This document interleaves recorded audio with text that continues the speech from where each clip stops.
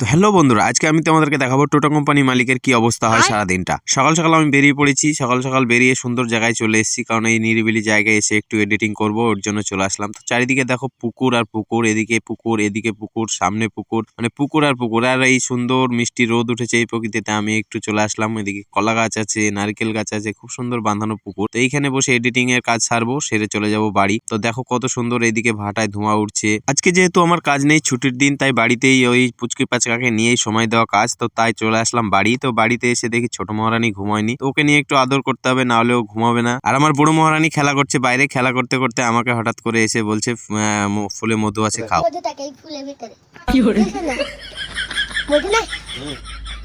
এইরকম ছোটবেলায় সবাই খায় এরকম ফুলের মধু, তাই আমিও একটু খেয়ে নিলাম, ওতে আনন্দ পেলো। তারপর আবদার করছে যে আমাকে আর আমার ছোট্ট বুনুকে একটু দোলনা খেলাতে হবে, তাই ওদেরকে দোলনা খেলাতে লাগলাম। তারপরে চলে আসলাম ঘরে এসে আবার ছোট রানীকে একটু ডিস্কো ডান্স না দেখলে ঘুমাই না, তাই ডিস্কো ডান্স দেখাতে লাগলাম। এই করতে করতে চলে আসলো মায়ের ফোন। তো মা বললো যে গোরস্থানের কাজ হচ্ছে, তো এখানে একটু ঢালাই হবে রাস্তা, তো গন্ডগোল হচ্ছে আসার জন্য। তো আমি এখানে চলে এসে দেখি হ্যাঁ সত্যি একটু গন্ডগোল হয়েছে। তো তারপরে দেখছি মোল্লা মোড়ল সবাই চলে এসছে এর জন্য। তো আমি একটু গোরস্থানের আশপাশটা দেখলাম। এই যে গোরস্থানটা দেখছেন, এই গোরস্থানটা পুরো ঢালাই হবে, ঢালাই রাস্তা মিডিল দিয়ে যাবে, এই নিয়ে জায়গা জমি নিয়ে একটু ক্যাচাল হয়েছে, তাই এসব জন্য ডাকলো মা। তো এসে দেখছি সবই ঠিকঠাক আছে, মানুষজন সব বিচার করে দিয়েছে। তো এইদিকে মুতুজ ভাই চলে এসছে এইসব দেখতে। তারপরে আমি চলে আসলাম নিজের কাজে, কারণ নিজের কাজ নিজেকেই করতে হবে, বাড়ির কাজ। তাই চলে আসলাম এবার ঘাস কাটতে। এই ছুটির দিনে মাঝে মাঝে আমার এই ঘাস কেটে দেওয়া পর্যন্ত কাজ থাকে, তারপরে বাকিটা বাড়িতে সেরে নেয়। তো বাড়ি চলে আসলাম, বাড়ি এসে দেখি আমার বড় মেয়ে খাওয়া দাওয়া করছে, মোবাইল দেখছে, আর এইদিকে ছোট মেয়েকে নিয়ে একদম সেই আনন্দ উল্লাস করতে করতে তারপর দেখছি বউ নিয়ে চলে আসলো চিড়ে ভাজা, চা,